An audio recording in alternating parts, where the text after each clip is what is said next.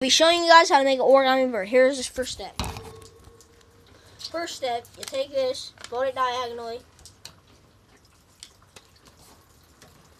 Make sure it's good diagonally. Make sure it's really good. Fold it in half again. Like a little sailboat, see? And I'll show you in a minute. Like a little sailboat. Okay, now what you want to do? You want to take this sailboat and open it up.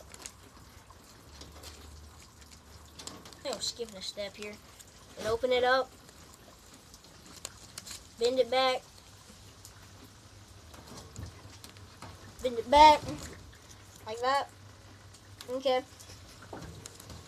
And then what you want to do is open this up. Do that. Just do that, guys, please. Okay. And then, like, fold it like this. Open it up just a little bit. Do the same thing on the other side. Make them match.